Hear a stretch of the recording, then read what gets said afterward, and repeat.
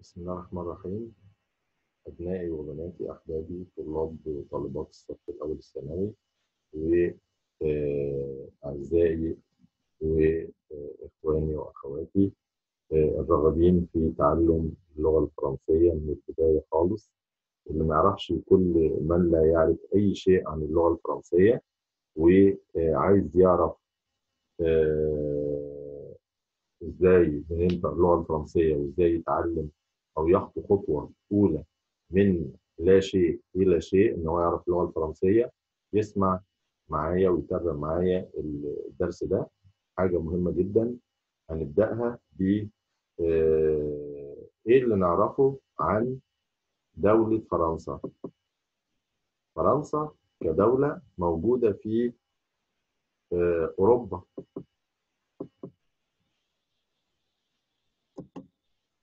عندنا فرنسا أهي موجودة في أوروبا، ديت دولة فرنسا والبحر المتوسط ومصر. عندنا فرنسا أشهر المدن اللي فيها عندنا باريس وليون، مارسيل، مونبلييه. في الجنوب في البحر المتوسط، في الشرق في إيطاليا وسويسرا وألمانيا ولوكسمبورغ، في الشمال في بلجيكا، في الشمال الغربي بحر المانش والمملكة المتحدة، وفي الغرب في المحيط الأطلنطي، في الجنوب في إسبانيا. ف دي أشهر المدن الخريطة السياسية لدولة فرنسا. عندنا شعار الجمهورية الفرنسية لا ليبرتي، الحرية والمساواة والإخاء. هم ده شعارهم، بيقولوا عليه دايما دي الجمهورية الفرنسية، شعارها الحرية والمساواة والإخاء، ده شعار الريبوبليك الفرنسية. عندنا العلم الفرنسي بشكل رأسي أزرق أبيض أحمر. شعار الفرنسيين أو بيسموهم الديوك الفرنسية، زي ساحل العاج بيقول لك الأفيال، الكاميرون الأسود، مصر الفراعنة. الفرنسيين بيسموهم منتخب الديوك أو الديوك الفرنسية. بيقول لي إن إحنا بنتكلم قبل كده فرنساوي. فعندنا في بيجامة، دي كلمة فرنسية. جيبة، دي كلمة فرنسية. كرافات، دي كلمة فرنسية. سينما، كافيتيريا أو كازينو أو كافيه، كلها كلمات فرنسية. دوش، سواء القطعة أو الحدث نفسه، دي كلها كلمات فرنسية. جاتو، جاتو دي كلمة فرنسية. عندنا تارت، مترو، أتوبيس، كلها كلمات فرنسية. بالكون، بلكونة. ميكروبيس، ميكروباص. تلفزيون، قلنا بالفرنسية تلفزيون. عندنا بونبون أو توفي، هي كلمات فرنسية برضه. بنطلون، بنطلون كلمة فرنسية. عندنا صالون أو بلاش صالون، أنتريه، كلمات فرنسية. عندنا بوست، بوسطة. شوكولا، شوكولاتة. بلوز، بلوزة. مكياج، بيتقال زي ما هي. بنك، بنك. راديو، تليفون، كلمات فرنسية. دي كلها كلمات فرنسية وبنقولها في اللغة العربية. ف كلمات بننطقها بنفس الطريقة وموجودة عندنا بالفرنسية. طيب كلمات تانية، كلمات تانية هنقراها برضو أو حاجات تانية هنشوفها بنستخدمها كتير في الإنجليزي وموجودة في العربي. ودي كلمات كانت فرنسية وموجودة في اللغة العربية وغيرها كتير كتير، في المأكولات والمشروبات والملابس وفي حياتنا اليومية، حاجات كتيرة جدا. طيب هروح لحاجة تانية وهي الأبجدية الفرنسية. الأبجدية الفرنسية عندنا عندنا الألفا ب فرنسي. في الغالب ما بننطقش الحرف الأخير. ألفا ب فرنسي، في الغالب ما بننطقش الحرف الأخير. فإحنا عندنا أو الحرف سامعني؟ هي بالظبط. هتخرج النهارده؟ هو الصوت ب. أحمد ب، محمد ب، سعادتك ب، ب نفس الطريقة. س، د، او او اف مش اف، اف جي اش، والاش حرف ساكن اهو، وهنشوف حالات نطقه ايه. اي مش اسمها اي بقى، لا اسمها اي. جي، جي على وزنها اي جي. مفيش اي في الفرنسي، لكن اسمها اي بعدها جي. كا، كا ال مش ال، ال ام ان مش ان، ان او، او بي، بي مش شفايف، منطقها من شفايفي بي، لكن دي اسمها بي، بي لكن هنا بي. كي اسمها بس هو اللي متغير، نطقها في وسط الكلام عادي جدا زي الانجليزي. ار، ار. في فرنسيين يقولوا ار، او بين الغين والخاء فرانس، ميرسي. هم ما بيعرفش يقول ار، في فرنسيين بينطقها ار زينا، وفي ما بيعرفوش ينطقوا يقولوا ار او ار. فاللي عايز ينطقها كده او كده مفيش فيها مشكله. اس، تي، تي، يو، يو. لازم الشفه اللي تحت دي تكون مفروده شويه وبارزه شويه. يو، في، دبليو، دبليو 2 في. نطقها في وسط الكلام زي الانجليزي، زي كلمه انترفيو، مقابله، هي نفسها بالانجليزي نفس الكلمه، مع اختلاف بسيط. انترفيو، انترفيو، كلمه نفس الكلمه حروفها هي هي، فالدبليو بننطقها زي الانجليزي بالظبط. اكس، اكس، ايجريك. وحرف الايجريك برضو اسمه بس اللي متغير، نطقه في وسط الكلام عادي جدا زي الانجليزي، زي كلمه يويو، او فيرب باي اللي هو يدفع، بالفرنسي هو بيي. فالاسم بس هو اللي متغير. زد، زد دي الالفابي، وهسمعها لكم دلوقتي زي ما انا قلتها. فرنسيين بينطقوها ازاي، وهقراها مره ثانيه. ا، ب، سي، دي، او، اف، جي، اش، اي، جي، كا، ال، ام، ان، او، بي، كيو، ار، اس، تي، يو، في، دبليو، اكس، اي، زد. الحروف الفويل اللي هي الحروف المتحركه عندنا زي الانجليش عاديه، بس زياده عليها الاجريك. عندنا ا، او، اي، او، يو، اي. دي الحروف المتحركه. عندنا حرف الاش له وضع مختلف في اللغه، ان هو طبعا حرف ساكن، احيانا يبقى صامت يعني غير منطوق، زي كلمه اوتيل. القش غير موجود، كانها مش موجوده بالظبط، تتعامل معاها كانها مش موجوده. فيبقى بالتالي دي اسمها اداه معرفه، اسمها لو، الحرف ده اسمه او، لو. فبالتالي لما انطق لو وبعدها اوتيل، نطق بادئ من الاو، فما ينفعش في اللغه الاو يجي وراها او، فبتحذف الاو دي وتحط ابستروف، عشان في بعدها الاو متحركه. القش صامته مش موجوده. لوتيل، اوتيل، اوتيل نطق من الاو، القش صامته. لو اوبيتال ما ينفعش اقول كده، الاو بعدها او، القش كانها مش موجوده صامته، فبالتالي بتبقى الاو بتتحذف تتحط ابستروف، فانطقها لوبيتال، المستشفى. كلمه الرجل برضو ام، برضو القش كانها مش موجوده، الاو ما ينفعش يجي وراها او، فبالتالي بحذف الاو واحط ابستروف، فتبقى لوم، الرجل لوم. القش صامته كانها مش موجوده.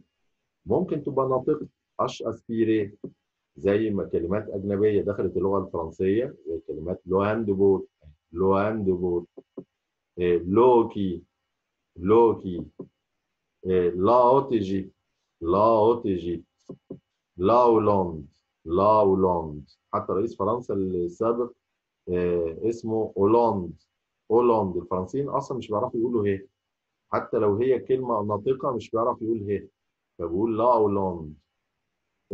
لو هاندبول، لوكي، لا اوتيجي. عندنا حاجه تانية اسمها الاكسون. الاكسون دي اللي هي العلامات اللي بتتحط على الحروف بالشكل ده او ده او ده. الاكسون الاولى دي اسمها اكسون تيجي. الاكسون تيجي دي بتيجي على حرف الاو بس، بتحول صوته من او الى اي، من او الى اي، اي. الاكسون الثانيه اسمها اكسون جراف، بتطول الحرف شويه، تيجي ممكن تيجي على الاو تبقى اي، او على الاي ما تغيرش صوتها، او على الا ما تغيرش صوتها، بغير صوت الاو بس، حول من او الى اي. الاكسون الثالثه اسمها اكسون سيركونفلكس. المسمى ما بتسالش فيه، عمر ما حد يسالك فيه اسماء الاكسونات ايه، ولكن اكسسوارات اللغه لازم اكون عارفها ك بتعلم لغه جديده. فممكن تيجي على الا، هي زي ما هي، على الاو وانطقها ايه زي الاكسون جراف. ممكن تيجي على الاي ما تغيرش صوتها، على الاو ما تغيرش صوتها، على الاي ما تغيرش صوتها. اذا ما تغيرش صوت غير الاو بس، حول الاو من او الى ايه. حرف السي ممكن انطقه اس في حالات معينه، ان يجي بعديه حرف الاي او الاو او الاجريك، زي كلمه بلس، ميدان بلس اهي، بنطق السي زي الاس. بيسيكليت، بسكليت عجله، بيسيكليت اهي، السي بعدها اجريك نطقتها السي زي الاس. ليسي مدرسه. سينما اهي بعدها الحروف الثلاثه بنطقها زي الاس. ممكن كمان انطقها زي الاس لو جت تحتها العلامه السيديه، العلامه اللي هي تحت الحرف دي، زي كلمه فرانسي، فرانسي، جارسون، جارسون. لكن لو جت في اخر الكلمه بنطقها كا، زي كلمه بارك، بستان او حديقه. شيك، لابس شيك، انيق. افيك، حرف جر افيك، بنطقها هنا كا اهو في اخر الكلام. كذلك بنطقها بقى لو جه اي حروف ثانيه مش تحتها سيديه ولا تحتها الحروف الاي والاو والاجريك، بنطقها كا، زي كلمه كلاس، فصل. ايكول، مدرسه. كارت، كارت او بطاقه. اونكل اهي بنطقها كا عاديه جدا. كمان عندنا المجموعه سيون او سيان، التي اي او ان كل ما ينطق في الانجليزي شان بننطقه عندنا سيون، يعني بدل ما هي شين انطقها سين او اس، بس بان انا ادي لها نطقها شويه، زي ما اقول كلمه ناسيونال، ناشونال، ناشونال انطقها ناسيونال. اكسيون، مش اكسن، لا مش اكشن، لا اكسيون. ايجيبسيان، مش ايجيبشن، لا ايجيبسيان، ايجيبسيان اهي. لكن لو جه قبل المجموعه دي حرف الت، حرف الاس، لو جه قبلها حرف الاس بنطقها تي عاديه، زي كلمه كيستيون، مش كيسيون، لا كيستيون، انطق التي هنا بقى تي عاديه. ده بالنسبه للمجموعه اللي هي سيون. في عندنا كمان التي اش، بنطقها تي عاديه، زي كلمه لو تي الشاي، اللو دي اداه معرفه ال. تي، تي بالانجليزي تي، بالفرنسي تي. لو تياتر، تياتر اهي. المجموعه الاي او الاي، الاي ال بننطقها في الفرنسي اي، سواء في اول الكلام او في وسط الكلام او في نهايه الكلام. زي ما اقول كلمه لو سولي اهي، مش لو سوليل، لا لو سولي. لو ترافاي، لوي العين، لوي. في بنت، في. ترافايي، ترافايي. فالاي ال او الاي ال ال بنطقها اي. لكن في كلمات بتنطق فيها ال وهي فيها نفس الحروف، زي كلمه ترانكيل، دي حالات استثنائيه. هادئ، ترانكيل. قريه، فيلاج، هي فيليج بالانجليزي لكن بالفرنسي اسمها فيلاج. فيل، مدينه. فيل. فيلا، عندي فيلا. ميل، 1000، او المسافه اللي هي الميل، مسافه الميل. فدي كلها بننطق فيها الاي ال ال، دي حاجه استثنائيه، لكن القاعده ان هي ما تتنطقش، تنطق اي.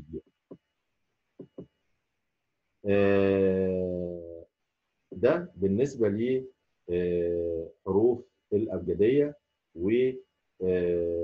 ونشوف كده فرنسيين بينطقوا الأبجدية ونسمعهم كده مع بعض. A, B, C, D, E, F, G, H, I, J, K, L, M, N, O, P, Q, R, S, T, U, V, W, X, Y, Z. تمام، ده نطق. نشوف برضه نطق تاني ونشوف زي ما بننطقه بالظبط. عندنا الحروف اهيت موجودة، فنشوف ونطابق نفس النطق بحيث ان احنا ننطق الحروف مظبوط. A, B, C, D, E, F, G, H, I, J, K, L, M, N, O, P, Q, R, S, T, U, V, W, X, Y, Z. تمام، ده برضه نطق آخر، وبرضه هسمعكم نطق أخير برضه نفس الكلام بصوت جديد. نسمع كده ونستفيد.